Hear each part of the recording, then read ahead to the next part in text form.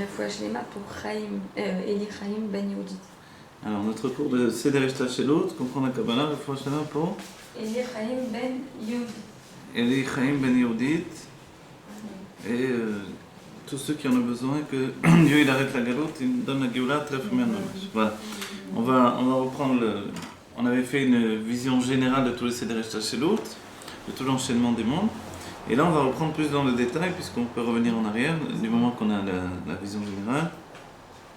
Veklalut Haolamot, dans le Samer Vav, alors. Veklalut Haolamot, Dav Dalet. Veklalut Haolamot, Beprinat Orot Vekelim, Areem Betor Achalal Makom Panui. Voilà, c'est bien ça? Donc, la généralité, l'ensemble des mondes, avec les lumières et les Kelim, tout ça, c'est dans le Chalal Panui. Le Chalal ou Makom Panui. Le Chalal ou Makom Panui, vous vous rappelez, Dieu a fait un endroit vide pour que les mondes puissent se tenir. Et tout se passe là-dedans. Chez Nishar Achar Tzimtzum. Lui, ce Chalal et Makom Panui, une fois qu'il y a eu le Tzimtzum, dans le sens simple, le retrait de la lumière infinie, dans le sens profond, le voile de la lumière infinie, à ce moment-là est apparu le Chalal Panui. L'endroit a été prêt pour que les mondes se tiennent à l'intérieur. Amnam Ashekatu Vayanecheu Began Eden. Toutefois, ce qui est écrit, Vayanecheu, je ne sais pas le dire, non. Toutefois, ce qui est dit, le temps qu'on se chauffe, Dieu a déposé Adam Arishon dans le Gan Eden, les Ovda ou les Shomra, afin qu'il travaille, il le travaille cet endroit, ou les Shomra qu'il le garde. De l'Ovda, Zor et Mar Mitzvot Aseh, ou les Shomra Shesa Mitzvot Aseh, Aïnou, Lamshir Tosefot Orot, à l'aider à Kav Meor Ensof. Donc, ce sont toutes les mitzvot assez, les Ovda ou les Shomra, mitzvot assez, donc les mitzvot positives et négatives. Tout ça, c'est la situation de Adam Arishon qui devait faire avant son temps les mitzvot.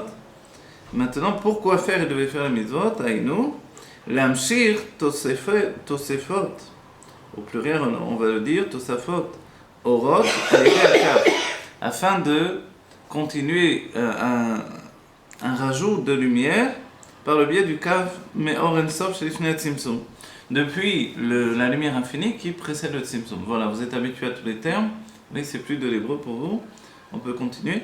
Ad shel Atid, Iye Gilui Or Ensof B'makom Achalal Kemo Sheya Kodem Ad Tzimtzum. Voilà, une phrase qui nous enseigne qu'est-ce que ce sera pendant la Géoula, jusqu'à ce que, dans la Géoula, aujourd'hui même si Dieu veut, du temps du Rabbi Rachab, il disait l'Atid au futur, il y aura le Or Ensof, la lumière infinie, Bemakom al-Chalal, dans l'endroit du Chalal Apanouy, donc dans l'endroit qui est vide, il y aura le Or Ensof. Alors, quel Or Ensof? Sheya Kodem Ad Tzimtzum. Cette lumière qui remplissait le Chalal Apanouy avant le Tzimtzum, elle revient dans la Géoula totalement remplir le Tzimtzum. Velichora, et a priori, et non mouvan, ce n'est pas compréhensible. מהו ההתחדשות בזה, והלא גם קודם הצמצום היה אור אינסוף, ממלא כל מקום החלל. Ce n'est pas compréhensible parce que même avant le tzimtzum, l'or Ensof, il remplissait tout le halal. La nécessité du tzimtzum, ça a été de l'évacuer, de le voiler. Donc nous dire que dans la Géoula, ce même or Ensof reviendra, on ne comprend pas trop le chidouche. Voilà, pourquoi il va revenir? Alors il nous dit le Rabbi Rachab, c'est une question. Quelle a été la nécessité du tzimtzum pour finalement revenir au point de départ? Ah, toutefois, alpi pashut, toutefois de manière simple, dire d'après le bon sens, on va dire, ou des trila keshaya orenso memale makom achalal, au commencement, lorsque la lumière infinie remplissait cet endroit qui va être dans le futur, enfin futur avant le temps, l'endroit qui va être l'endroit porteur de tous les mondes. Alors donc à ce moment-là, le Or Ensof memale makom achalal, aré lo aya efshar liyod metziut haolamot. Il ne pouvait pas y avoir l'existence des mondes. Vous avez compris en fait, vous voyez? C'est-à-dire que ve'im ken aré lo aya gilui beolamot. Donc s'il ne pouvait pas y avoir l'existence des mondes, l'Or Ensof n'était pas dévoilé dans les mondes. Omnam, regardez ce qu'il dit, donc tout ça, ça nous apprend qu'est-ce que la Géoula. Omnam, toutefois, l'achar shenitavu olamot kshemamshichim gilui or Ensof shlifnei tzimtzum, aré agilui yu beolamot. toutefois, une fois que les mondes existent et que l'on continue de nouveau, on fait revenir le Or En Sof, alors dès ce moment-là, le Or En Sof se trouve dans les mondes. Vous voyez? Donc qu'est-ce qu'il y aura dans la Géoula? Ce même Or En Sof qui a été retiré tout entier, oui bébé, le Or En Sof tout entier va revenir dans les mondes. D'accord? Et ça c'est quelque chose qui n'existe pas même pendant évidemment le courant de l'exil, parce que tout le Or En Sof n'est pas revenu, mais dans la Géoula, tout vraiment le Or En Sof. C'est-à-dire on sera dans la situation d'avant le Tzimtzum à nouveau, le Tzimtzum aura été annulé. Donc c'est pour cela qu'il demande, mais alors dans ce cas-là, pourquoi?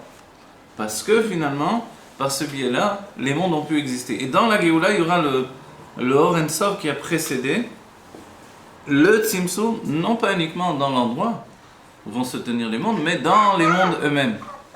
Et les mondes, ça inclut aussi, outre les sphirotes et les anges, etc., ça inclut nous, essentiellement. Ben oui.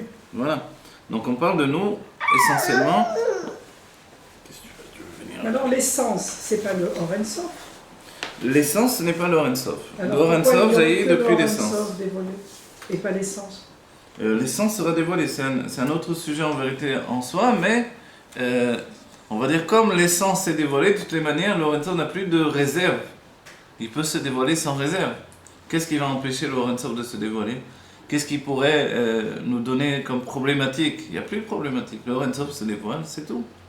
Puisque l'essence est déjà présente. Quand le niveau le plus élevé est présent, il n'y a plus de problématique de dévoiler un niveau inférieur. Ah, parce que le niveau le plus élevé qui est l'essence, on ne le voit pas à travers ce dévoilement. C'est dévoilement. Voilà, on ne voit que le Or En l'essence Sof. et le Or En Sof, c'est deux choses différentes. Ok. Le Or En Sof, c'est déjà une sortie de De l'essence. l'essence, d'accord. Mais donc l'essence, on ne peut pas l'atteindre. C'est quoi? Non, l'essence sera là, mais ce qui va véhiculer le Gilouï, le dévoilement de l'essence, C'est le Or En Gilouï, Sof. ça s'appelle Or En Sof. D'accord. Voilà, et l'essence, c'est pas du Gilouï. Donc en fait, comment l'essence va être dévoilée? Par le biais du Or En Sof également. Comme ça se fait dans les mondes divins avant le Tzimtzum en réalité. C'est ça puisqu'on a étudié, il y a d'abord l'essence, après on a vu on a vu la définition de le Or En Sof qui est d'Avouk avec l'essence, qui est attaché avec l'essence. Oui. Tous ces niveaux qu'on a vus, dont on a parlé, les Gilouïm du roi dans son essence lui-même, etc. Tout ça c'est le dévoilement de Hatzmut. Avant le Tzimtzum, c'est le dévoilement de Hatzmut. Dès que l'on revient à l'état du dévoilement de Hatzmut dans les mondes, alors forcément, ça se fait par le biais du Or En Sof. D'accord? De la lumière infinie. ואם יוד תחילת התאהבות לא היה אפשר להיות כשהיה מאיר האור. La question évidemment, forcément on se dit,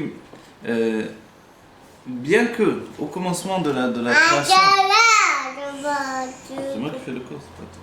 Bien que au commencement de la naissance des mondes, il n'était pas possible, oui, il n'était pas possible que Shaya Meir Aor Shelifnat Tzimtzum, lorsque brillait la lumière d'avant le Tzimtzum, il n'était pas possible que les mondes puissent exister.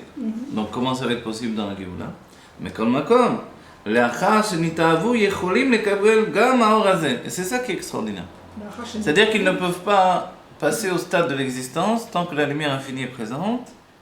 Mais une fois que la lumière infinie s'est retirée, s'est voilée en fait, alors oui, ils peuvent passer à l'état d'existence. Et ensuite, lorsque la lumière infinie d'avant le Tzimtzum revient, ils peuvent très bien la recevoir et la supporter. C'est-à-dire il a fallu la limite pour provoquer tout ce dévoilement.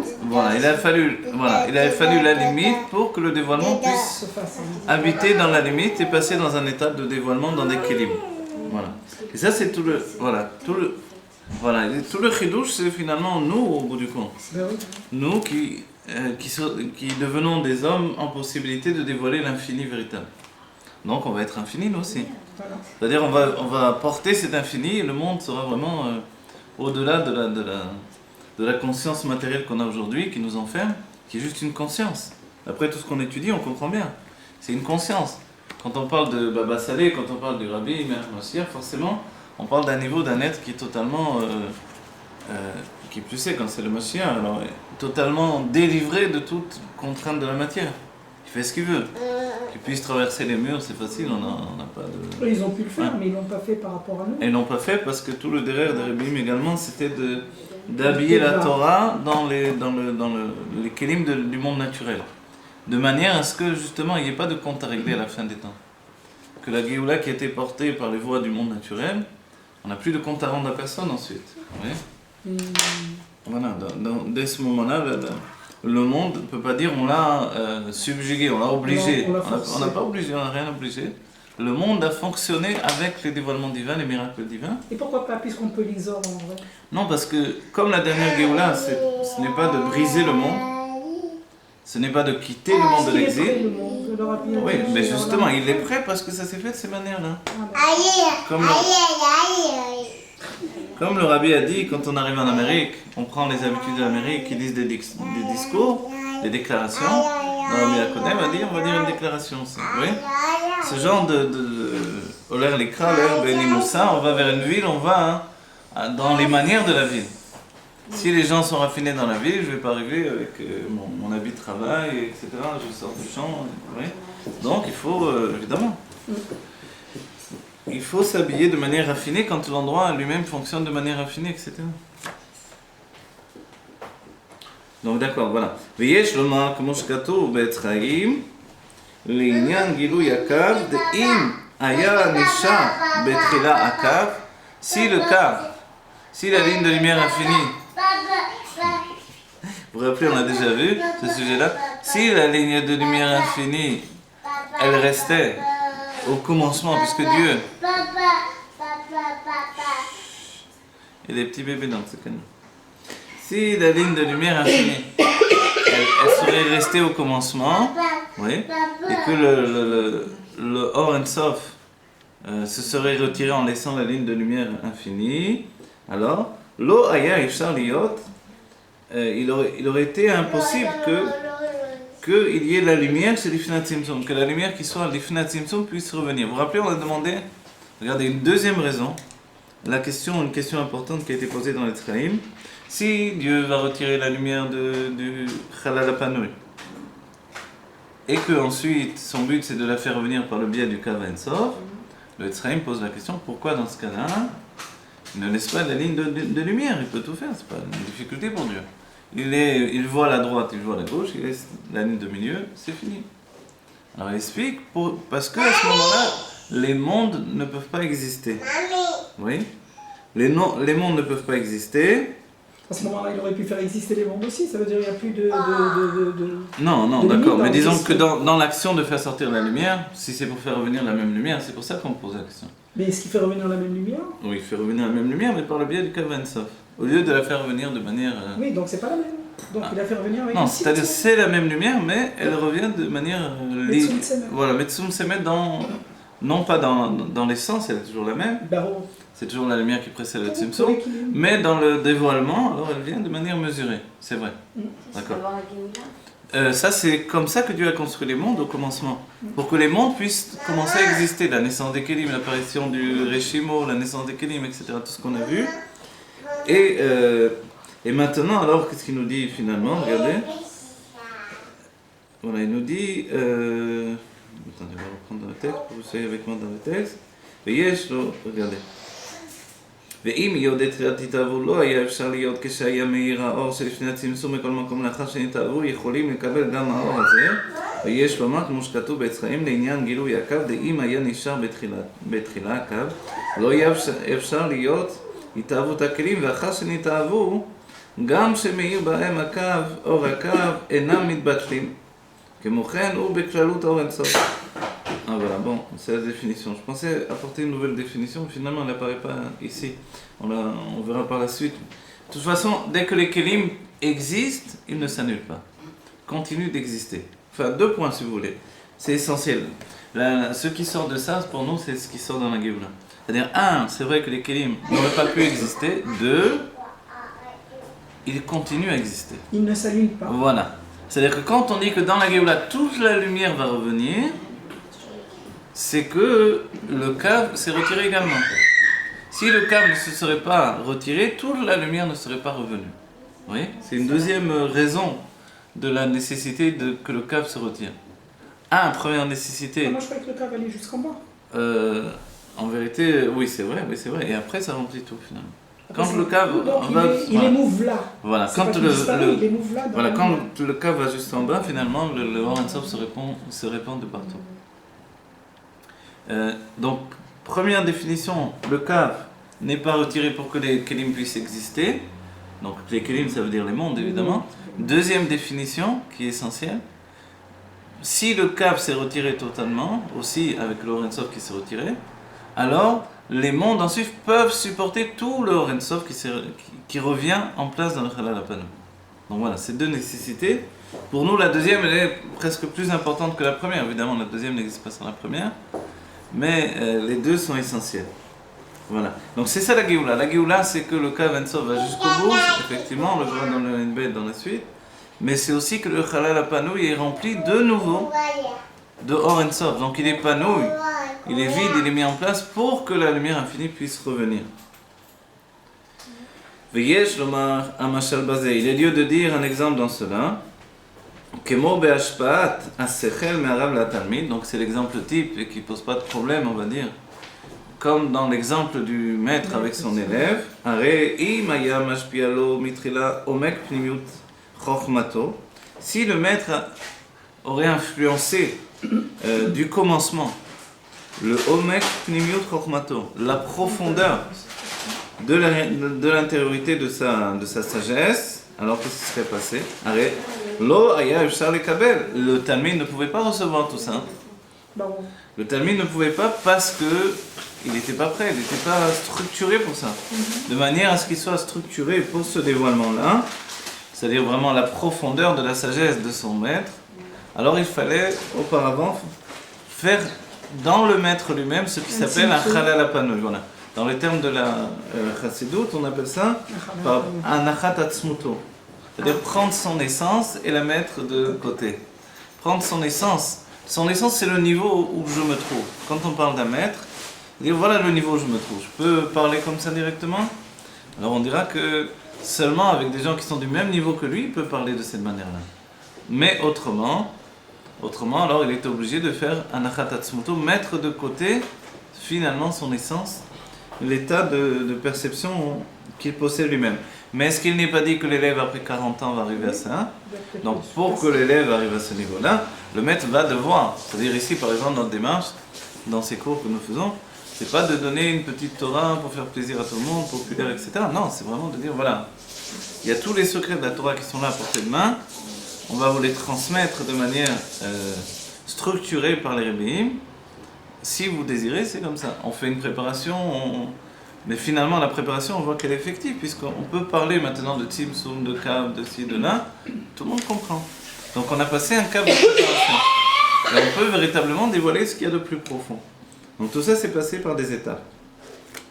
Donc voilà. Lo ya efshar lekabel vetzarir leashpia lo or metzumtzam shelifnei erko. Au départ, au commencement, le maître ne peut pas donner tout. Imaginez, le rabbin nous a enseigné directement le plus profond de son être. Personne n'aurait rien compris, c'est tout. L'Admor Amsaï lui-même, c'était un safex, il comprenait tout. Vous voyez, où il y avait Rabbi Yitzhak Ezig Meomil, il s'est passé une chose une fois très très terrible. En pleine Idvadut, il y a un chassid qui est mort. Comme ça. Et maintenant, c'était le rab de Omil, et c'est lui qui dirigeait les chassidim de cet endroit-là. Donc il n'a pas compris comment c'est possible. Il est venu voir l'Admor Amsaï, qui était le rabbi à ce moment-là, et l'Admor Amsaï lui a dit c'est à cause de toi. Il est tombé des nues, quoi, à cause de moi. Qu'est-ce que je suis responsable en rien qu'il soit mort. Il a dit oui. Il dit parce que tu donnes de la Torah d'une telle profondeur dans des chassidim qui ne sont pas des kélim pour ça. Ils sont totalement morts. Donc finalement ça agit. Non, il lui donne une autre raison. Ça, c'est aussi lié à un enseignement de l'Admor Amsaï lui-même, parce que je me rappelle, je me suis embrouillé là. Il lui dit une autre raison. Il lui dit que comme toi, le contraire, comme toi. Quand on est complètement bon, c'est bien. Ouais, non, il y a une autre histoire, c'est pour ça que je viens de me rendre compte. Mais cette histoire-là, c'est que l'Admor Amsaï lui dit c'est à cause de toi, parce que tu ne veux pas te dévoiler. Voilà, tu ne veux pas te dévoiler au chassidim, donc c'est pas ce que je voulais raconter. Ce que je vais vous raconter, c'est avec l'Admor Amsaï, c'est beaucoup plus terrible aussi. Bien que là, bon, il y a eu la mort d'un homme, mais. Donc parce qu'il ne voulait, on va dire, on reste avec Rabbi Yitzhak Ezig, parce qu'il ne voulait pas se dévoiler, parce que ça lui occasionnait une douleur.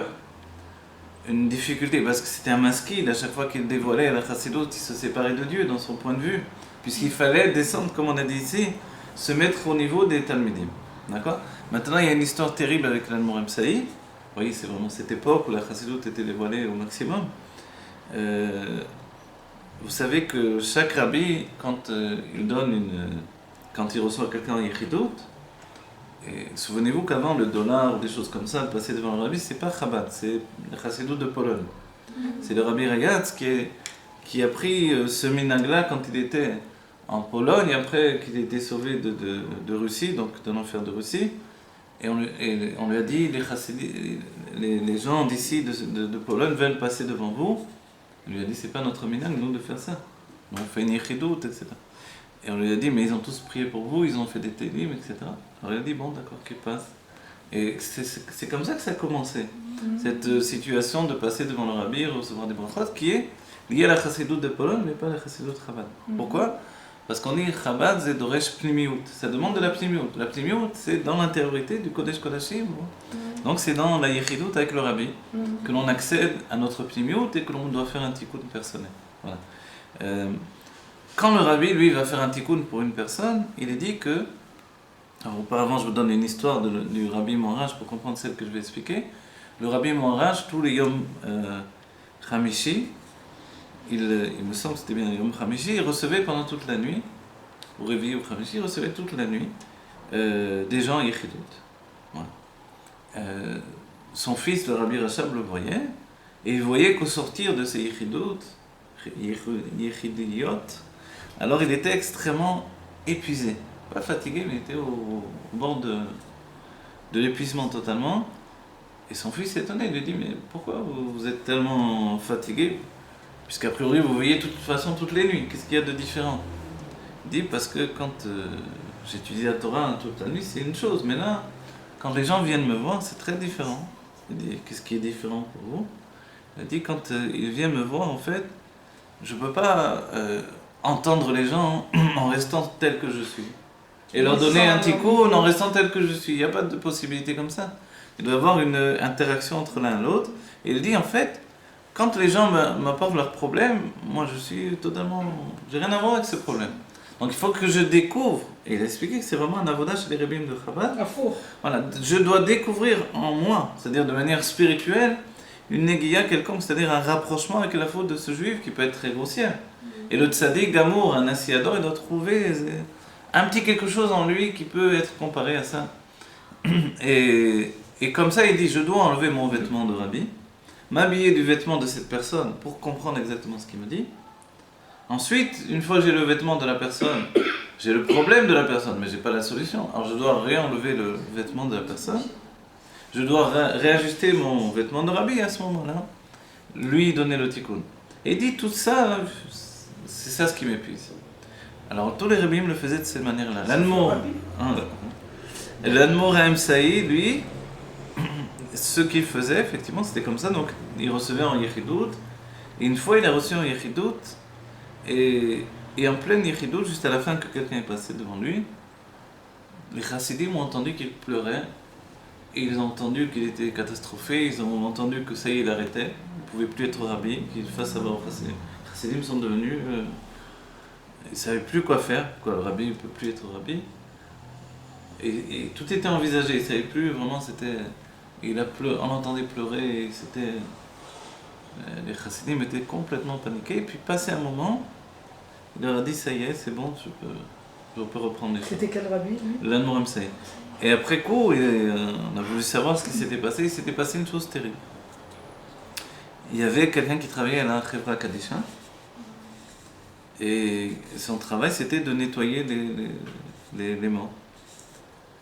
Et il était tellement habitué à faire cette chose-là qu'il avait perdu le contact avec la mort, dans le côté affreux de la mort. Pour lui, c'était un travail comme un autre.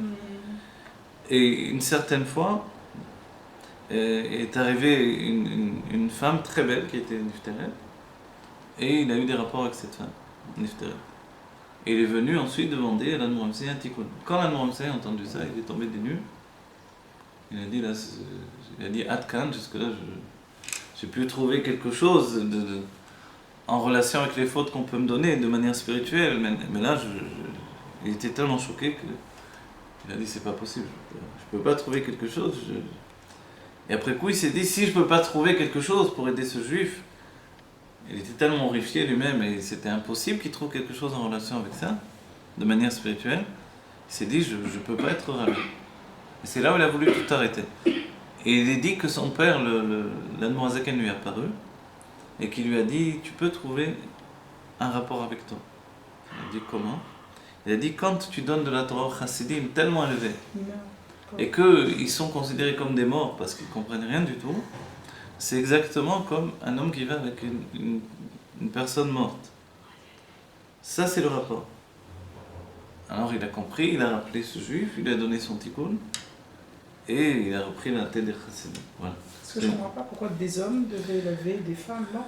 Pourquoi pas des femmes? Ouais, je sais pas quoi vous dire, ça s'est passé comme ça, quoi qu'il en soit. C'est aussi horrible ça. Ouais. Voilà. Voilà, c'est une histoire horrible, c'est toujours délicat de la raconter parce qu'elle nous horrifie. Vous imaginez que le rabbi est quelqu'un de saint, de kadosh qui est dans la... Oui, mais lui doit trouver ça dans la route. Voilà, il a dû trouver. C'est pour ça, là, il n'a pas trouvé en vérité. Ce n'est que son père lui est apparu pour lui dire. Voilà. Donc en fait, il doit toujours y avoir un lien entre le rabbi là, et ce moment-là. Bon voilà, tout ça on l'a raconté, pourquoi?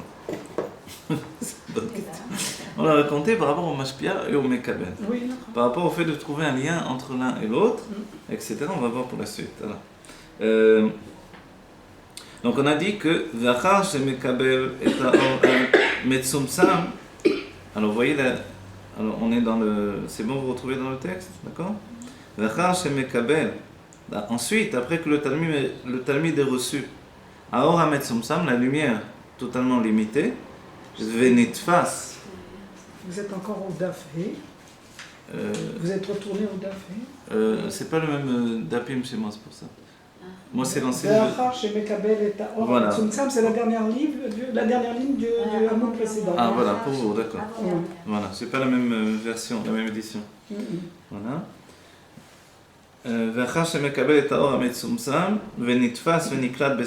Ensuite, quand la chose s'est intégrée dans son intellect, iné. Non, Areu, pardon. Arka, je dis n'importe quoi, excusez-moi. Arka, Areu ba al omek pnimiut sechel arav. Il vient au niveau de la profondeur de l'intellect du Rav. Donc, il a eu besoin d'une préparation. Cette préparation, est-ce qu'elle peut être comparée au Kav Ein Sof? Oui, elle est comparée au Kav Ein Sof. Le Or Ein Sof ne vient pas de manière...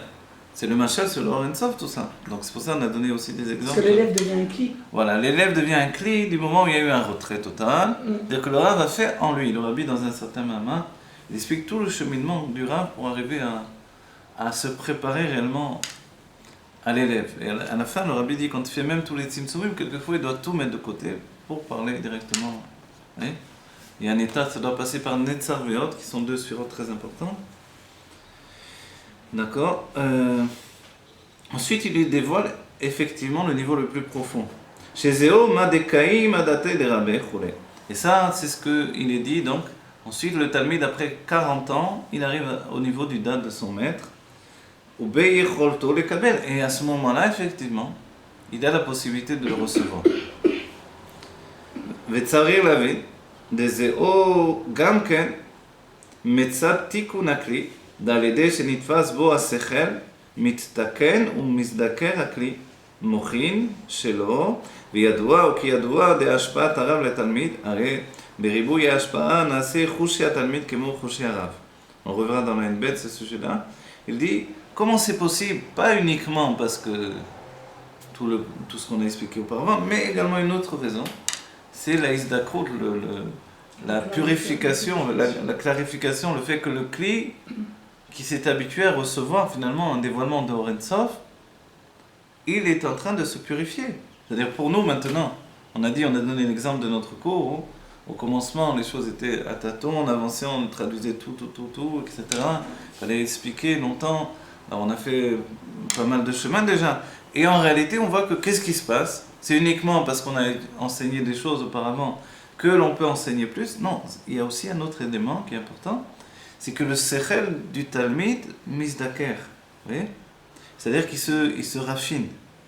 Ce raffinement de l'intellect ou du cerveau, même physique, le rabbi dira, de l'élève, c'est essentiel.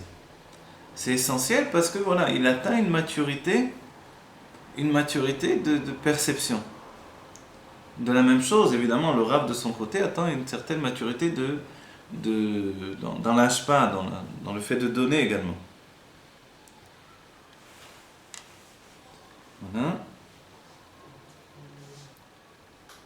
Et ce qui est merveilleux, alors je le souligne, parce que je l'ai dit en hébreu, mais je n'ai pas trop traduit en français, il est écrit que Aré Beribou Yashpa, finalement, Ribou Yashpa, c'est-à-dire que quand il y a eu beaucoup d'influence, alors Nassim, les Achoché Atalmid, Kemo Choché Ara.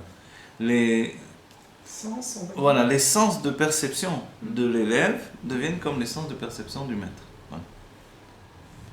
D'un certain point de vue, quand on s'est habitué, par exemple, à étudier la Torah du Rabbi, bien que c'est incomparable en vérité, mais tout de même, on va dire, mais un petit peu de ça, parce que le Rabbi est tellement inaccessible, mais quoi qu'il en soit, un petit peu de ça, il y a également en nous, on est habitué à penser comme le Rabbi.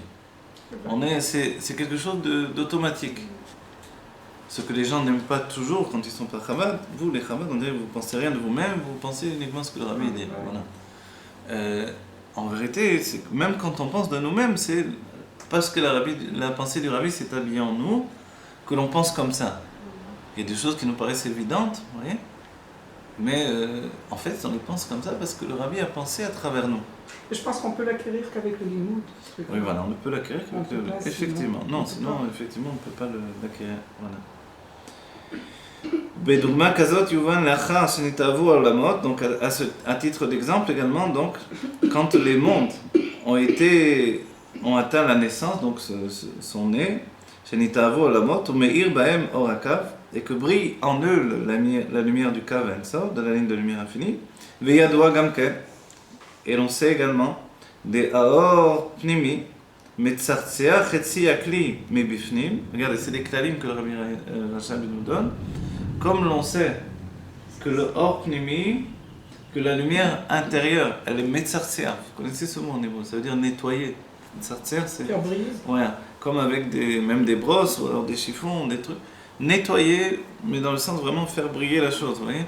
Il y a un nettoyage sommaire, et puis là c'est faire briller, un nettoyage qui fait briller à fond. Metzartzea hakeli mi bifnim.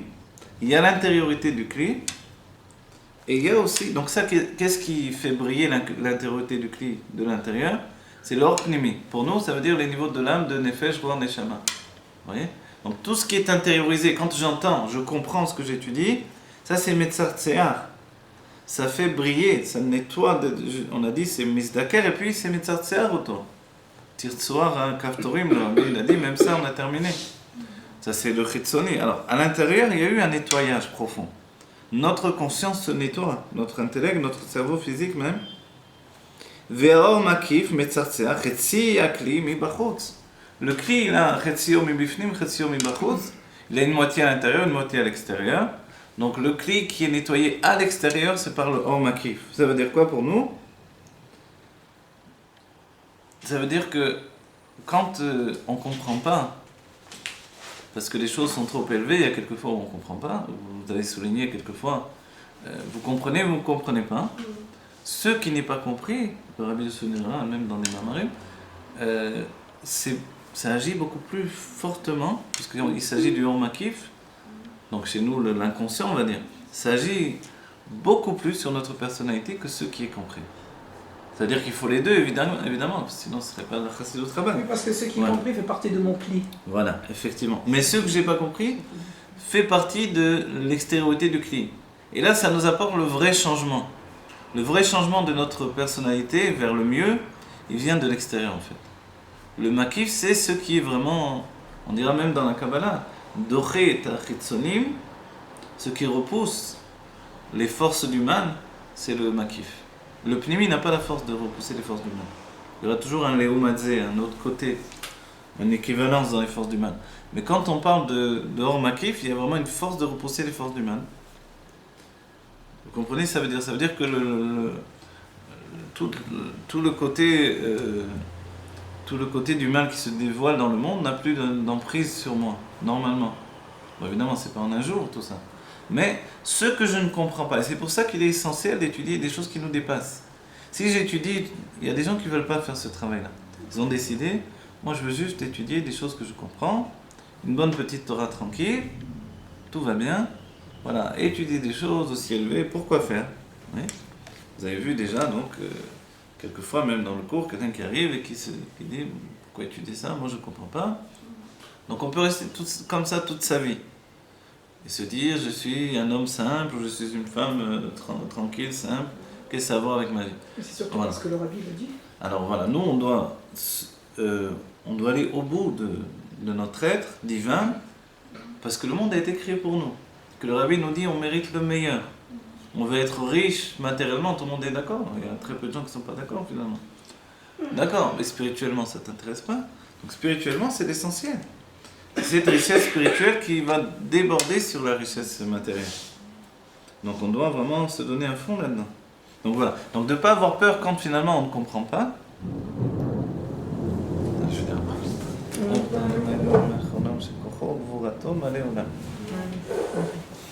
Chez Koko, on voit Tom aller au lame à chaque fois qu'on entend. Ah, on entend le tonnerre, ouais. D'accord.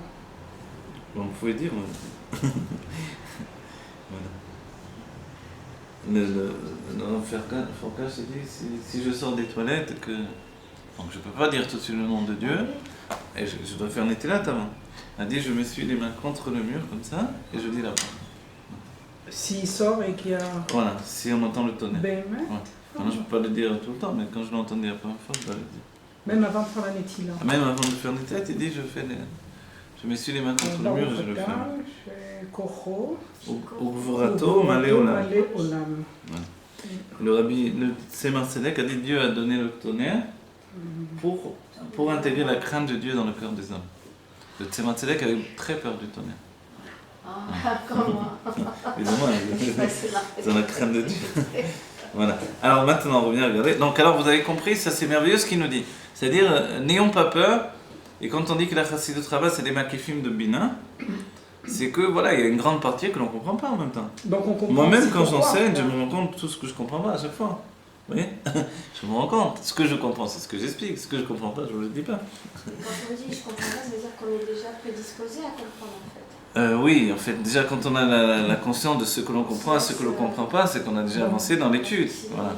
Celui qui ne comprend rien du tout, c'est qu'on n'est pas en train de parler de ça. Mais celui qui comprend une bonne partie des choses et il y a une chose qu'il n'arrive pas à intégrer dans ses kélim de compréhension, voilà, c'est de ça dont on parle. Il ne doit pas s'inquiéter parce que justement cette chose-là, elle fait aussi son travail. Et le rabbi dira, même dans un cours, on va dire que l'on donne de manière à ce que les gens comprennent, il faut dire aussi quelque chose qui est incompréhensible. Pour faire ce travail-là, les tzartséar et kelim et bachut, donc les tzadamakif, vraiment on nettoie la personnalité de l'extérieur, et c'est essentiel. Voilà. D'accord. Une brève fois שלמה, בעזרת השם. ולזאת יכולים אחר כך לקבל גם בחינת הכללות האור שלמעלה מגילוי הקו. Voilà. Une fois que les kelim ont pu passer par ces deux stades, un or qui va rester makif et un or qui est pnimi, finalement dans la Géoula, qu'est-ce qui va se passer? Le or makif va s'intérioriser. Et là, on va fusionner avec le pnimi. Voilà. En fait, il y aura deux niveaux. Une aliyat olamot, comme le jour de Shabbat, ça va être un Shabbat constant. Et puis les olamot vont descendre vers nous également. Une fusion des deux niveaux. Les olamot, alors on va dire, mais si on monte vers les mondes, ils n'ont pas besoin de descendre. Alors les olamot, betsada makif, du fait du makif des mondes. Tout le côté, pour notre personnalité, ça va être l'inconscient qui va pénétrer à l'intérieur, aussi bien que l'on va s'élever, nous, vers notre inconscient. Et dans notre inconscient, il y a l'âme divine, tout simplement. Il y a, pardon? Il y a l'âme divine. Qu'est-ce que l'inconscient? En fait, c'est l'âme divine. Si oui, on va dire le subconscient, c'est l'âme animale. Enfin, c'est de faire une acheva avec les enseignements de Freud, mais... Quelle est la différence avec le subconscient et l'inconscient? C'est encore d'autres niveaux? Oui, le subconscient, ça veut dire sub, c'est en dessous, vous voyez? Subway, c'est en dessous. L'inconscient, c'est quelque chose qu'on voilà, l'inconscient, c'est... On n'a pas conscience voilà. du tout. On n'a pas du tout conscience, mais il existe. Il existe, il agit sur nous autant et plus que le subconscient, finalement. Le subconscient, il vit dans les sentiments.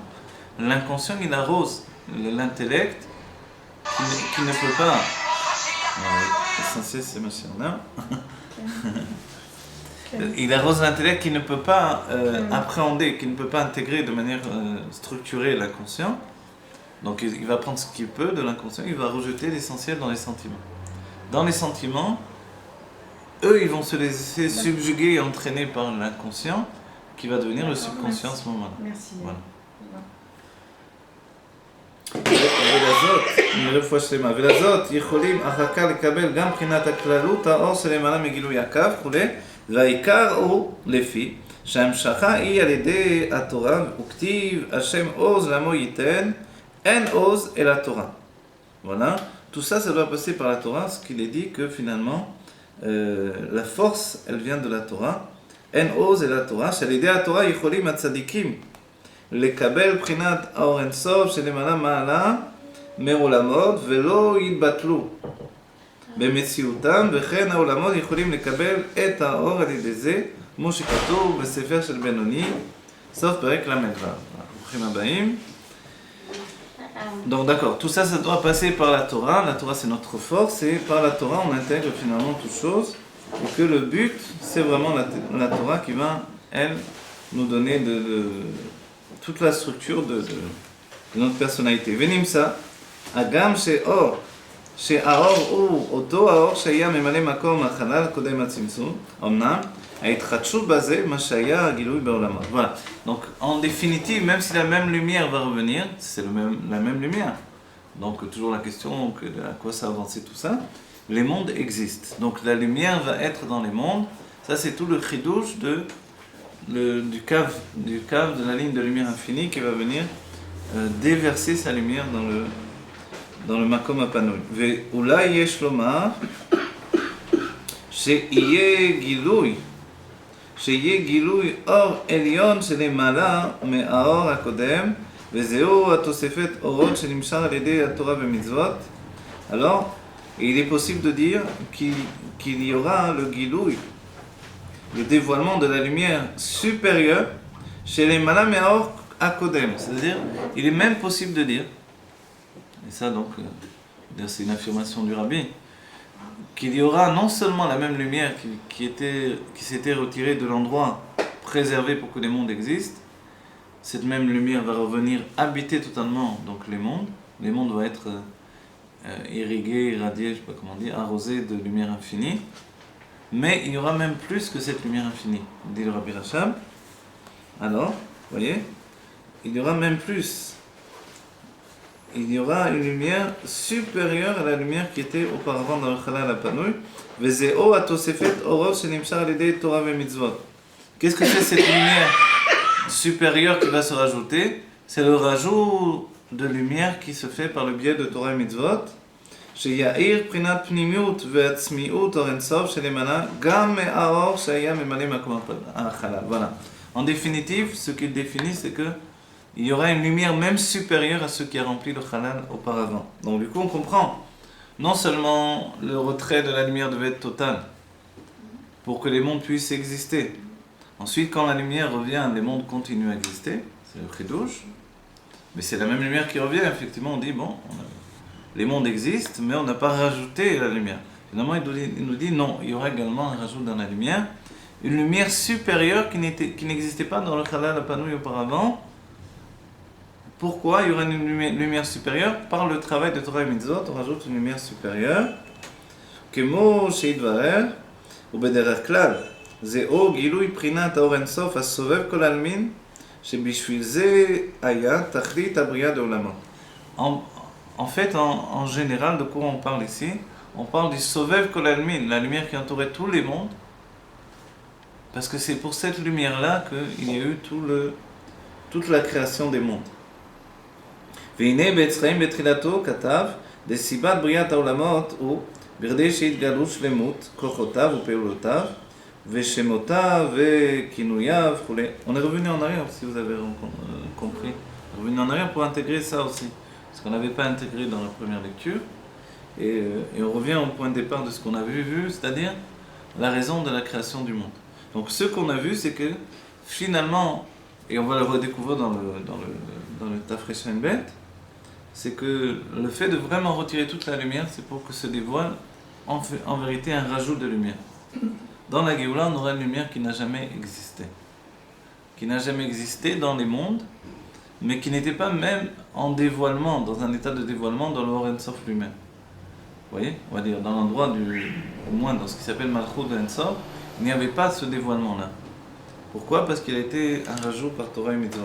Maintenant, il nous dit, on revient dans le sujet de la création des mondes. Voilà, vous voulez peut-être on arrête là, on va reprendre Et le c'est pour sujet ça du que le Or Ein Sof. corps, il est en réalité le dévoilement de Hatzmut. Puisque par le corps, par le Torah et Mitzvot, il va y avoir un rajout, Bichlal, à la lumière qui n'existait pas même avant le Tzimtzum, si j'ai compris. Oui, effectivement. Par le corps va se dévoiler quelque chose qui n'existait pas. La relation du corps avec la Géoula, c'est la relation d'un état qui participe au dévoilement alors qu'il était la négation du dévoilement. Donc les choses n'ont dû se passer que de cette manière. Oui, effectivement. Il a fallu totalement que le Kli existe. Il a fallu l'apparition du Reshimo, l'apparition du Kli, pour entraîner au final l'apparition du corps humain, donc le corps pour du une Juif. élévation supérieure. Voilà, pour finalement dévoiler un niveau qui vient seulement par le biais du corps, effectivement. La source du corps, le Reshimo et même le Gula Gadol, c'est le Finat Tzimtzum, la grande ligne de lumière qui entoure le Tzimtzum, et tout ça pour ce point-là, c'est-à-dire le fait que cette partie des choses dévoile, ça c'était pas, on va dire, c'était pas dans le registre des choses. Dans l'état, on va dire, il y a une cause à effet, on a parlé de cause à effet. À la source, c'était le Reshimo, tout ça. À la source, c'était le Reshimo, voilà. Mais le Reshimo, c'est le contraire du dévoilement, vous êtes d'accord? D'accord. Que l'on dise que le corps devienne lui-même une source de dévoilement, ça c'est nouveau totalement, ça n'a jamais existé dans tout le système. Dans tout le système divin, il n'y a jamais eu un état où le corps était lui-même une source de dévoilement. Voilà. On va arrêter là parce qu'on revient sur les enseignements qu'on a vus pour les intégrer. Voilà, on a voulu intégrer ça également. Voilà que vite on est la Géoula Mitzvah Shema. On fait une pause, on prend le cours d'Elbet tout de suite après.